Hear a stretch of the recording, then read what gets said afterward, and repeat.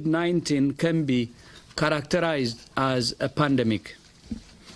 Pandemic is not a word to use lightly or carelessly.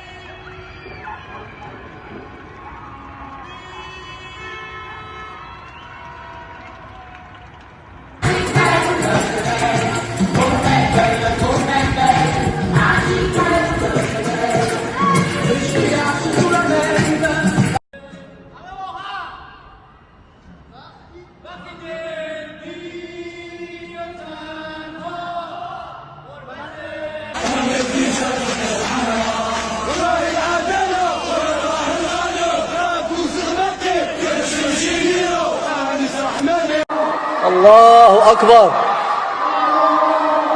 الله أكبر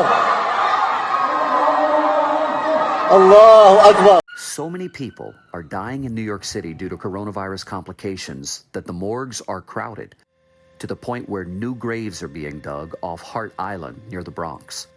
Crews are burying unclaimed bodies that have been at the morgue for more than 2 weeks. Months ago that its coronavirus vaccine is 95% effective and that they will apply for FDA emergency use approval within days. It comes just as the U.S. recorded the deadliest day of the pandemic in 6 months.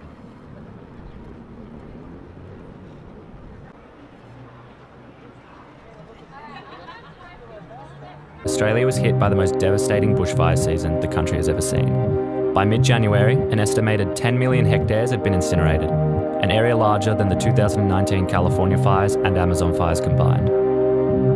Dozens of people have lost their lives, thousands of homes have been destroyed, and estimates suggest that more than 1 billion animals have been killed.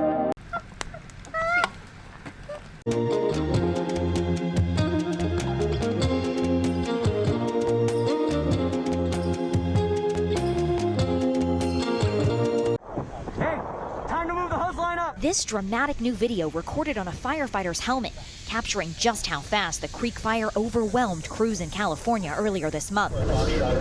Enormous flames engulfing homes on both sides, cars melting in the street, as whipping winds fuel thick clouds of smoke and plague visibility. The skyline of San Francisco looking more like an image from Mars. The orange glow from wildfires burning miles away, shrouding the city's landmarks, the smoke blocking out the sun.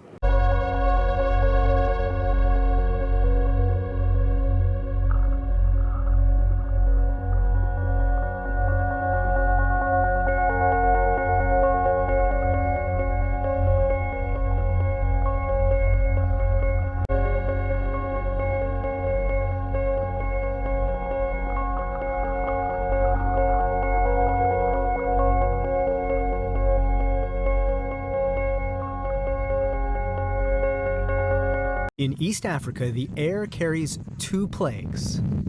Locusts, swarms with as many as 50 billion insects. As COVID-19 threatens the people, locusts threaten people's livestock and food. The blast struck with the force of a 3.5 magnitude earthquake. This was the aftermath. Windows shattered in buildings across the city and damaged cars on the roads near the port. This is the epicenter, a warehouse in Beirut's port where the disaster began with a fire. Inside, unbeknownst to most of Beirut, were nearly 3,000 tons of the fertilizer ammonium nitrate, and they weren't being safely stored. Aerial shots show the scale of the destruction of the port. It reportedly housed 85% of Lebanon's supply of grain, which was a strategic food reserve in a country crippled by economic meltdown. Most of the children affected live in South Asia and Africa, with far fewer affected in Europe. Even for students with adequate access, they might face other obstacles to virtual education, from not having workspace at home to a lack of technical support. The UN report is based on data from about 100 countries measuring public access to the internet, television and radio. 2nd of November 2020, 22 people were killed when gunmen stormed Kabul University. Students and professors were among the dead. There were sounds of shootings and screaming inside the university. On the streets of this quiet town in the suburbs of Paris, the aftermath of a horrific act of terror. And this is the victim, named as Samuel Paty, a teacher in his 40s. These are some of the boys relieved to be going home after the school raid in which many of their friends were taken hostage. They're leaving behind parents anxiously waiting for the return of their missing children. It's not clear how many children have been abducted from the all-boys boarding school. Nigerian police say they forced the gunmen to retreat after engaging them in a shootout for more than 1 hour. Nigerian security forces appear to have once again failed to keep school children safe. George Floyd repeatedly told the officers that he could not breathe after an officer knelt on his neck. The family of George Floyd held a memorial in his memory. My brother's gone, but the Floyd name still lives on. We're saying their names.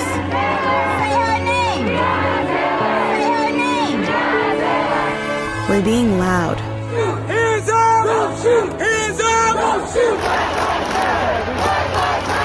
When is it really gonna change? When is it really gonna stop? The outrage building nationwide. In Los Angeles overnight, Black Lives Matter protesters blocked the major freeway. Overnight, across the country, the calls for justice are growing more intense. In Atlanta, where protesters filled the streets, smoke billowed into the sky as a police car went up in flame. While amid the escalating tensions, many are hoping the message does not get lost. Nigerians are taking to the streets to protest police brutality in their country. For over a week, demonstrators have called on the government to implement major policing reforms. The protests were triggered by a police unit known as the Special Anti-Robbery Squad, otherwise known as SARS. Demonstrators say the SARS team has been responsible for beatings and even deaths against innocent people. Protests allegedly turning violent on the streets of Lagos. Everyone sit down, sit down, sit down! We haven't been able to verify this footage, but it's said to show uniformed men shooting at protesters. One eyewitness said they counted around 20 bodies and at least 50 injured. Inch by inch, Lebanon is falling apart. They knew their government was finished, but still they want more. Smaller groups targeted official buildings.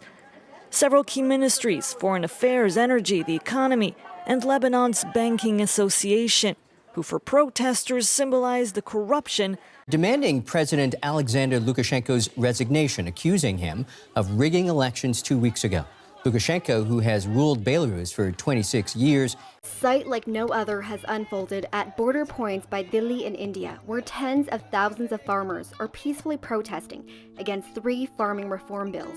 Thousands of protesters gathered at Thammasat University on the outskirts of Bangkok to listen to pro-democracy activists and to lend their voice to a movement that is gathering momentum in Thailand. The protests erupted after Poland's top court announced a ban on abortions where the fetus is severely malformed. Paris on Saturday. They're angry about a proposed bill that could make it more difficult for witnesses to film police officers. It would make it illegal to publish images of officers. Thousands of people gathered in the capital Lima to protest his sudden rise to Peru's top position, calling for the fall of the recently sworn-in President Manuel Merino. For multiple nights a week this month, thousands of Israelis have marched to the Prime Minister's official residence, protesting what they see as his bungled reaction. The Palestinians oppose Israel unilaterally annexing any part of the West Bank, and they say the world backs them on this.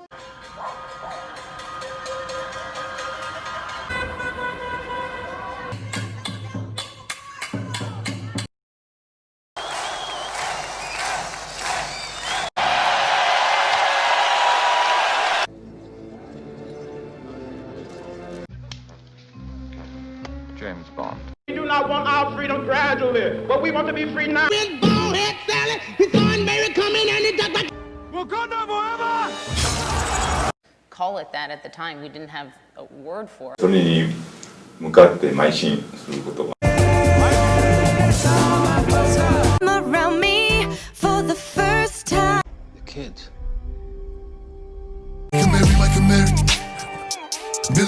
Mon entreprise Canada, je suis écouté, j'ai formé des cadres. Another name.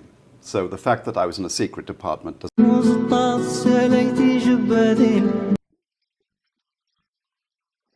toute façon, on va très vite, dans un sens ou dans un autre. Il suffit de... World's worst humanitarian crisis. For nearly 6 years, the poorest country in the region has been locked in an intractable war that's killed 100,000 people, pushed millions to the brink of starvation. Fearing Iranian influence so close to its borders, Saudi Arabia formed a coalition of other Sunni countries that has since launched an indiscriminate bombing campaign in Houthi-controlled territory. But rights groups accuse the coalition of bombing dozens of hospitals and schools, killing thousands of Yemeni civilians.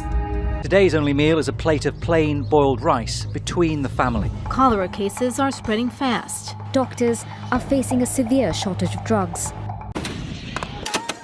It's on top of Saudi Arabia's intervention 5 years ago to fight Houthi rebels aligned with Iran.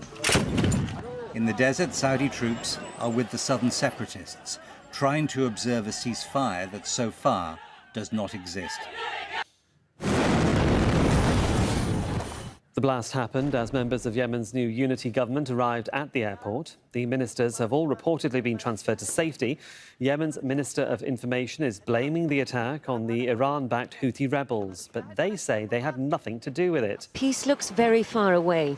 Tit-for-tat shelling today in the Karabakh city of Stepanakert and the Azerbaijani city of Ganja. On the front lines, it is a mix of old-school trench warfare and modern drone technology, the ultimate reconnaissance and targeting tool, especially in mountainous terrain. Now many Armenian residents of the Kalbajar region are intentionally burning their homes before they're forced to hand them over to their enemies. The top Iranian general has been killed in an airstrike while leaving the Baghdad airport. The Pentagon confirmed the U.S. military carried out the attack. Qasem Soleimani was one of the most powerful figures in the Middle East. The roar of rockets as Iran hits back at the United States. 2 bases in Iraq, both housing American forces, struck by Iranian missiles. This new video allegedly showing the moment the plane was struck. So far, Iran has refused to hand over the plane's black boxes. Ethiopian army in the northern region of Tigray. The conflict between the central government in Addis Ababa and Tigrayan separatists is unfolding on 3 fronts. Now, the TPLF's leader says artillery shells have struck the regional capital, Mekelle. Phone and internet connections are down, making it impossible to confirm reports of killings and atrocities. On Friday, Abiy Ahmed told African Union mediators he'll only speak to representatives he says are operating legally in Tigray. The government insists this doesn't mean the Prime Minister's rejecting talks to end the conflict. Now, the fighting has forced 43,000 people to seek refuge in neighbouring Sudan. The UN's High Commissioner for Refugees is calling for $150 million in donations. Hiba Morgan has more from a camp in Sudan. More than 1 million Uyghurs and others belonging to various Muslim minority groups are believed to be detained in the Xinjiang region. They're separated from their families, and inside they undergo basically political indoctrination. So that can include having to sit for hours and listen to speeches by Xi Jinping, or singing patriotic songs, or listening to lectures about the party. We also have heard of cases of torture, so people being strapped to something called a tiger chair for hours. Each time I was electrocuted, my whole body would shake. I begged them to kill me. There have also been reports of forced medication, forced sterilizations.